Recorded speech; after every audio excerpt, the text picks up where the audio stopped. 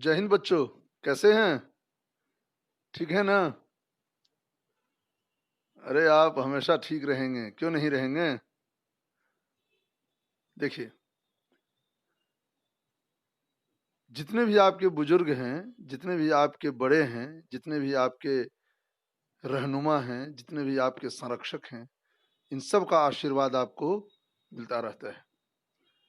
और जब इतने लोगों का आशीर्वाद मिलता है, जब इतने लोग आपकी तंदुरुस्ती, आपकी कामयाबी, आपकी सफलता और आपकी भलाई, आपके सुस्वास्थ्य की कामना करते हैं, तब इतने लोगों की दुआएं बेअसर कैसे हो सकती हैं? है ना? ये दुआएं तो लगेंगी ही, आशीर्वाद फलेंगे ही और शुभकामनाएं अपने कार्य करेंगी ही। आप हमेशा सभी बदनजरों से, सभी बदनजरों से, सभी बुरी नजरों से दूर रहें, बचे हुए रहें, तंदुरुस्त रहें, दुरुस्त रहें, चुस्त दुरुस्त रहें, चौकस रहें, स्वस्थ रहें, बुलंद रहें, सुदीर्घायु रहें, क्योंकि आप हैं तो हमारा भविष्य है, आप हैं तो यह देश है, आप हैं तो हम सब हैं, आप ही पर सब कुछ है।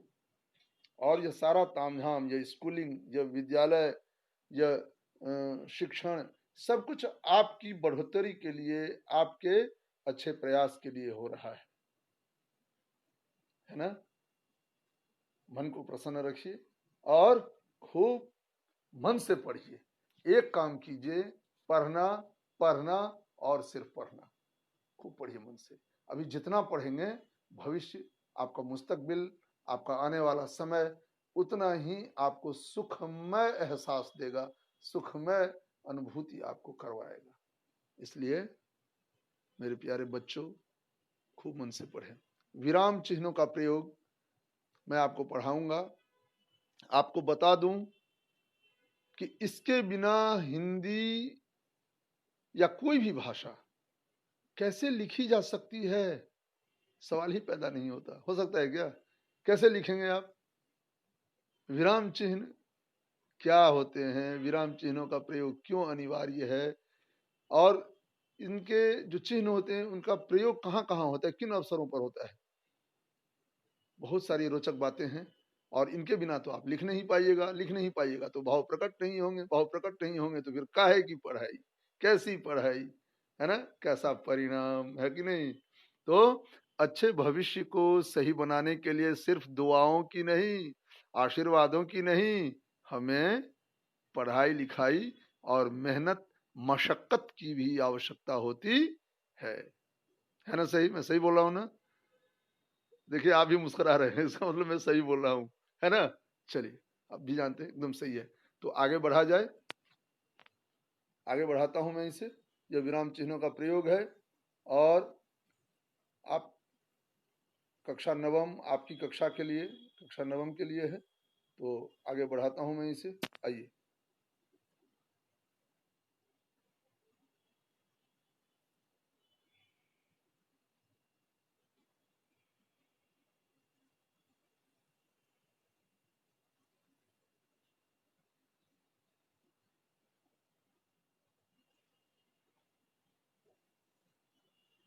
मैंने कहा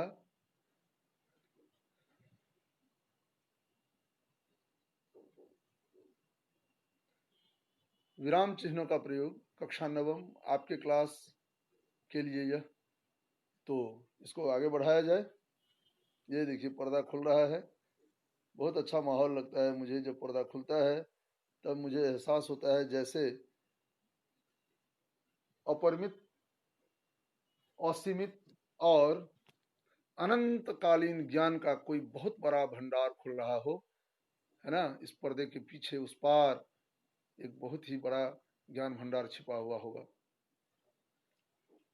विराम किसे कहते हैं, इसके चिन्ह से क्या समझते हैं, विराम का महत्व क्या होता है, इसका उद्देश्य क्या है, प्रयोग में सावधानी, ये इतनी सारी बातें हैं। 1 2 3 4 और 5,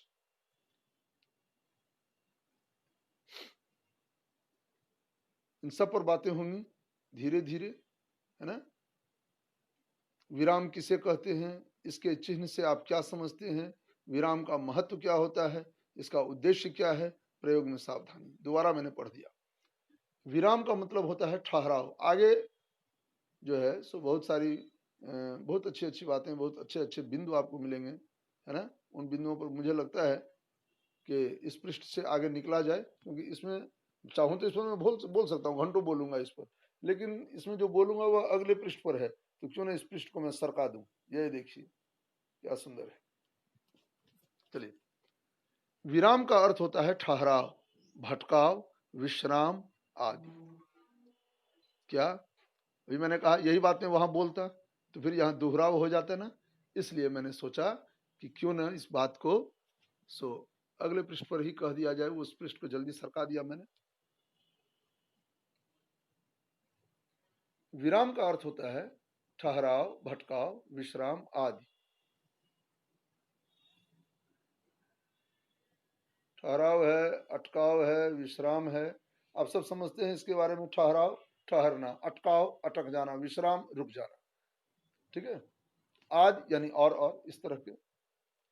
आखिर इस विराम या ठहराव की आवश्यकता ही क्या है? बहुत आवश्यकता है।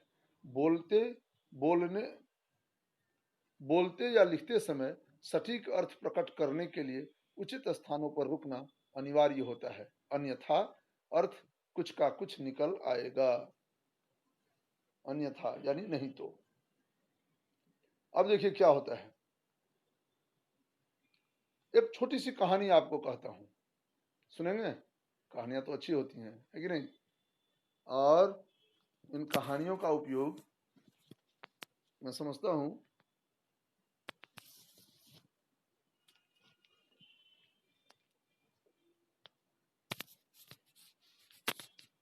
हाँ, इसको सही तरीके से रखना था। इन कहानियों का उपयोग यदि सकारात्मकता, सार्थकता और बच्चे की उच्च शिक्षा या फिर उसके भविष्य के संदर्शन के लिए हो, है ना, मार्गदर्शन के लिए हो, तो फिर उसका अर्थ, फिर उसका महत्व दो बाला हो जाता है। क्या शब्द कहा मैंने? देखिए इसके माध्यम से हम शब्द भी सीखते हैं ना। दो बाला, दोबाला, दोबारा का, मैं ऐसा नहीं कि बोलना नहीं आता, दोबारा के बदले मैंने दोबाला कह दिया, ऐसा नहीं है, जानबूझकर कहा। दो बाला, उर्दू में दोबाला का मतलब होता है बहुत अधिक हो जाना।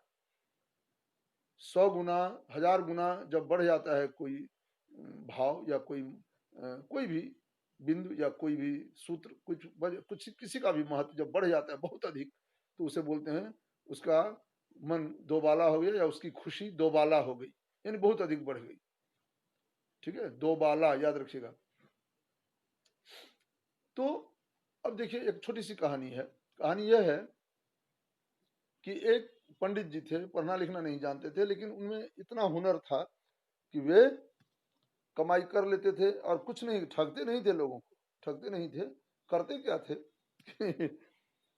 धुनी रमा कर बैठ गए, बाबाजी बन गए, और आता तो कुछ था नहीं, लेकिन मन के बहुत पवित्र थे, छल कपट नहीं था। बोलते थे कि जो निसंतान दंपति हैं सो यहाँ आए, और शर्तिया मेरे कहे अनुसार सो संतान पाए। और क्या करते थे, एक पर्ची में लिख देते थे, क्या, लड़का और न लड़की, लड़का न लड़की, और वो पर्ची दे देते थे। हाँ, बेटा न बेटी लिख देते थे, और बोल देते थे क्या कि यह जो है सो आप रखिए, और खोलिएगा मत, खोलिएगा तो चौपट हो जाएगा, फिर दिक्कत हो जाएगी। वही संतान प्राप्त करने वाले जो लोग होते हैं, उनकी जो जिनकी चाहत होती है, जो माता पिता बनना चाहते हैं, तो वे तो वो डरे हुए होते हैं। उन्होंने सो कभी ऐसी कोई सो गलती नहीं की, किसी ने गलती नहीं की। और संतान जब हो जाती थी तब वे लोग आते थे, पर्चियां देते थे, और यही बोलते थे वे पंडित जी कि मेरे पास ही आकर पर्चियां खुलवाइएगा, मुझसे ही, किसी और से नहीं, नहीं तो फिर बेकार हो जाएगा, कुछ नहीं, फिर मुझे दोष मत दीजिएगा।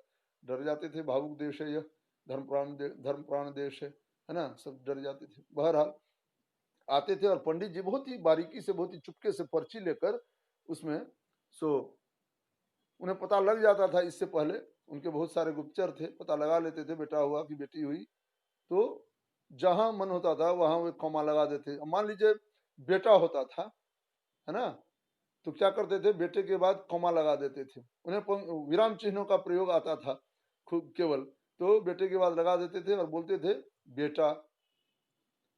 और क्या बोलते थे कि देखिए मैंने कहा ना बेटा न बेटी, बेटा न बेटी लिखते थे और बेटे के बाद कॉमा दे देते थे, बोलते थे बेटा न बेटी। मैंने पहले ही कहा था बेटा होगा बेटी नहीं। पंडित जी आप बहुत अच्छे हैं। बेटी होती थी तो न के बाद लगा देते थे कॉमा, बेटा न बेटी, बेटा न बेटा न बेटी। देखिए बेटी हुई, लक्ष्मी आई। इस तरह से तो यह है विराम चिन्हों का प्रयोग कि आप यदि इसका प्रयोग सही तरीके से करें तो फिर बात बहुत आगे बढ़ जाती है। बहुत कुछ आपको सो बिना कहे ही बताने का सौभाग्य मिल जाएगा विराम चिन्हों के प्रयोग के कारण। बहुत महत्व होता है इसका भाषा में।